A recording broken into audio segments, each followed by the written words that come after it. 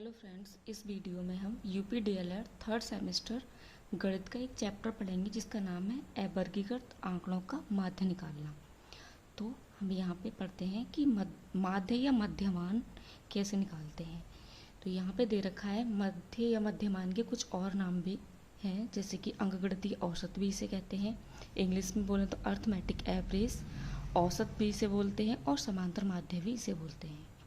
तो इसे इतने नामों से जाना जाता है, पेपर में किसी भी नाम से आ जाता है कि समांतर माध्य निकालिए या मध्यमान निकालिए।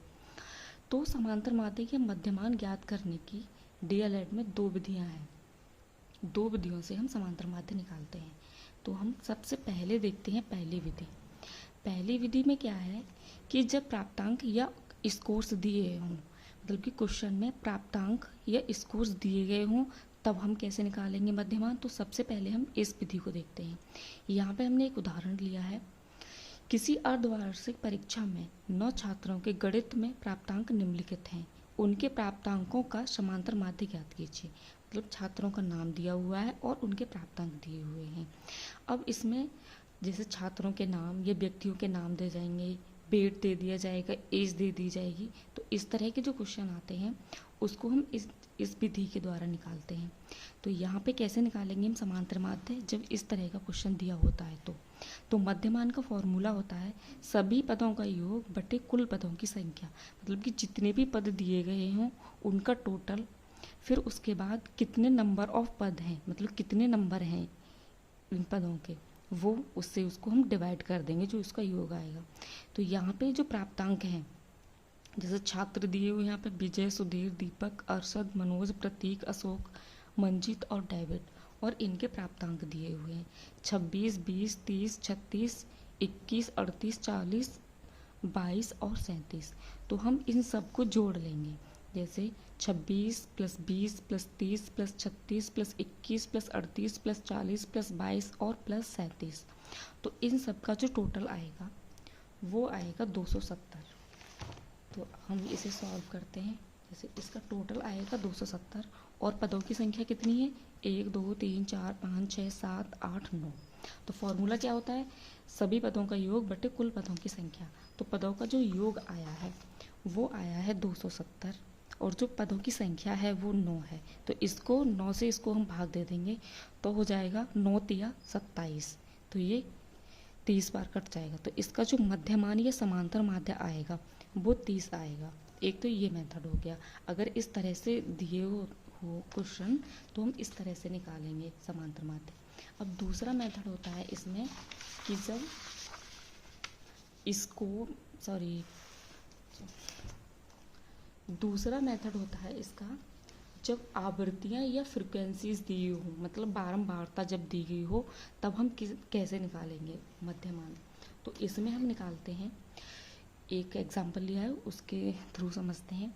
तो यहाँ पे उदाहरण लिया है हमने, एक कक्षा में 50 छात्रों के भार केजी में निम्नलिखित सारणी में दिए गए हैं।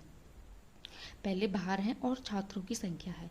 तो यहाँ पे भार दिया हुआ है और ये छात्रों की संख्या, जैसे भार है 41 केजी और छात्रों की संख्या 14। इसका मतलब है कि 14 छात्रों का जो भार है वो 41 केजी के बराबर है। तो ये बारंबारता है। बारंबारता का मतलब होता है कि कोई भी संख्या एक से अधिक बार आए। तो यहाँ पे जो 41 केजी भार है वो 14 स्टूडेंट का आया है। तो यहाँ पे 14 क्या होगी, इसकी बारंबारता हो गई। जैसे 42 की बारंबारता 7 हो गई, 43 की 8 और 44 की 9 और 45 की 12। तो इस तरह के जो क्वेश्चन आते हैं उसमें हम दूसरे मेथड से मध्यमान को निकालते हैं। तो यहाँ पे हम कैसे निकालेंगे समांतर माध्य या मध्यमान। सबसे पहले जो टेबल हमें दी जाएगी उसको हम इस तरह से लिख लेंगे। तो हमने यहाँ पे भार लिख लिया केजी में, उसको हम एक्स से प्रदर्शित करेंगे, और जो बारंबारता छात्रों की संख्या दी हुई है उसको हम एफ से प्रेजेंट करेंगे, मतलब फ्रीक्वेंसी। तो हम एफ से इसको प्रदर्शित कर देंगे। तो यहाँ पे हमने भार का नंबर लिख लिए 41, 42, 43, 44 और 45, और इधर हमने बारंबारता लिख ली 14, 7, 8, 9 और 12। अब क्या करेंगे, हम भार की और बारंबारता की गुणा करके इधर लिख लेंगे, भार गुणा बारंबारता, एफ गुणा एक्स। तो इनकी गुणा करके यहाँ पे लिख लेंगे और इसकी इससे गुणा, जैसे 41 की 14 से गुणा करके लिख लेंगे, 42 की 7 से गुणा करके लिख लेंगे, 43 की 8 से, 44 की 9 से और 45 की 12 से। तो यहाँ जो गुणा करके आएगा उसका हम टोटल कर लेंगे, इसको जोड़ लेंगे। फिर जोड़ने के बाद जो आया इसका 2148 आया। इधर जो बारंबारता है हम उसको जोड़ के लिख लेंगे टोटल। तो यहाँ पर जो टोटल जोड़ के आया वो 50 आया। फिर क्या करते हैं, समांतर माध्य का वही फॉर्मूला होता है कि जो पहले वाला था कि पदों के योग बटे पदों की संख्या, लेकिन यहाँ पे क्या आएगा कि भार गुणा बारंबारता का जो सम है इसको बोलेंगे हम समीशन एफ एक्स, और इसको, और ये जो एन है बारंबारता का जो सम है उसको हम एन से रिप्रेजेंट करेंगे। तो इसका जो फॉर्मूला होता है दूसरी विधि का वो होता है समांतर माध्य एम बराबर समीशन एफ एक्स बटे एन। तो समीशन एफ एक्स इन दोनों का गुणा करके जो जोड़ आएगा वो, और एन वो संख्या जो बारंबारता का प्लस करके आएगी, जोड़ कर आएगी। तो यहाँ पे हमने लिख लिया समीशन एफ एक्स बटे एन। तो समीशन एफ एक्स की जो वैल्यू है हमें 4148 आई जोड़ने के बाद, और जो एन की संख्या आई वो 50 आई। तो 50 से जब हम इसको भाग देंगे तो आएगा 42.96 kg। तो ये दूसरा मेथड हो गया। इसमें डीएलएड में सिर्फ 2 ही मेथड दिए गए हैं, एक तो पहला और ये दूसरा। जब पहला मेथड होता है कि जब औसत या प्राप्तांक दिए गए हों, और दूसरा मेथड वो होता है जहाँ पे फ्रीक्वेंसी या बारंबारता दी गई हो। ठीक है, ये तो हो गए 2 मेथड की कैसे कैसे हम समांतर माध्य निकालेंगे।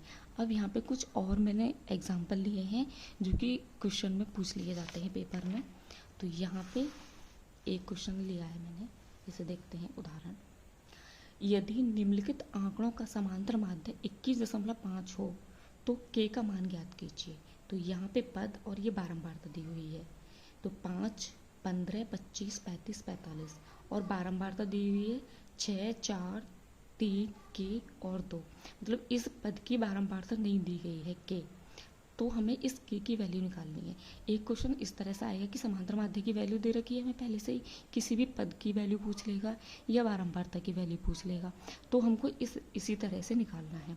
इसको कैसे निकालना है, वैसे ही जो हमने अभी निकाला था बारंबारता वाला क्वेश्चन।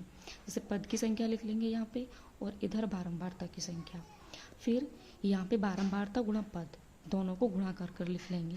जैसे यहाँ पे 5 गुणा 6 तो ये हो गया, 15 गुणा 4 ये हो गया, 25 गुणा 3 यहाँ पे लिख लिया, 35 गुणा के, तो यहाँ पे सिर्फ के है ये इसकी वैल्यू, तो इसके साथ गुणा करके 35 गुणा के लिख लेंगे तो ये 35 के हो जाएगा। इधर 45 गुणा 2 तो ये 45 गुणा 2 ये 90 आ गया। अब क्या करेंगे, इनका टोटल कर लेंगे। तो 30 + 60 + 75 + 90 ये हो गया 255 + 35 के, और यहाँ पे बारंबारता को जोड़ कर लिख लेंगे। बारंबारता को जोड़ के कैसे लिखेंगे, 6 + 4 + 3 + k + 2। तो यहाँ पे कितना हो गया, ये समीशन f बराबर, यहाँ पे हमने f से डिनोट कर लिया, इसको किसी से भी डिनोट कर लें, बस ये है कि इधर जो आएगा उसको इससे भाग कर देंगे। तो यहाँ पे कितना आया, 15 + k और ये इतना आया। अब यहाँ पे हम फॉर्मूले में इसको रख देंगे। तो समीशन एफ एक्स इतना आया, तो यहाँ पे हमने लिख लिया 255 + 35 k बटे 15 + k, ये बारंबारता का जोड़ है, और ये जो समांतर माध्य की वैल्यू है वो हमें दे रखी है 21.5। अब क्या करेंगे, हम अब इसको आगे सॉल्व कर लेंगे। 21.5 की गुणा कर देंगे इससे 15 + k से, फिर इसको हम सॉल्व कर लेंगे। यहाँ पे ये गुणा करके लिख लिया, 15 की गुणा 21.5 से करी तो आया 322.5 माइनस, और ये 255 इधर से इधर कर लिया हमने, और ये 21 के, तो जो एक जैसे पद हैं उन्हें हम एक साइड में कर लेंगे। तो यहाँ पे ये इधर के पद हैं तो के इधर कर लिए हमने। अब ऐसे ही के को सॉल्व कर लेंगे तो के की वैल्यू 5 आ जाएगी। जैसे या पद की वैल्यू निकलवा लेगा या बारंबारता की, तो हम इस तरह से निकाल देंगे। और दूसरा क्वेश्चन एक और आता है, उसको और देख लेते हैं। ये क्वेश्चन ऐसे है, जो हमने पहला मेथड पढ़ा था उसके बेसिस पर उदाहरण लिया है हमने यहाँ पे। 8, 13, 2x, 17 और 20 का समांतर माध्य 18 है, तो x का मान क्या होगा। तो यहाँ पे समांतर माध्य बराबर सभी पदों का योग बटे कुल पदों की संख्या। तो समांतर माध्य यहाँ पे दिया हुआ है, हमें यहाँ पे ये जो 2x की वैल्यू निकालनी है। यहाँ पे समांतर माध्य की वैल्यू लिख दी हमने 18 बराबर। समांतर माध्य का फॉर्मूला क्या होता है, सभी पदों का योग। तो यहाँ पे जितने भी पद दिए हुए हैं उनका हम योग करेंगे। तो इनका योग कर लिया हमने, टोटल जोड़ लिया। और पद कितने हैं, 1 2 3 4 5, 5 पद हैं। तो बटे 5, तो 5 से इसको डिवाइड कर देंगे हम। तो 18 की 5 से गुणा कर देंगे, 18 पंजे 90। और इसको टोटल किया तो आया 58 + 2x। 2x को इधर ले आए, इधर को इसको इधर कर दिया। तो ऐसे सॉल्व करके हमने x की वैल्यू निकाल ली, जो कि आ गई 16। तो ऐसे निकाल लेंगे दोनों मेथड से। तो यहाँ पे ये जो समांतर माध्य का चैप्टर है वो पूरा कंप्लीट होता है। इसमें सिर्फ इतने ही टाइप के क्वेश्चन पूछे जाते हैं। आई होप कि आपकी समझ में आया हो।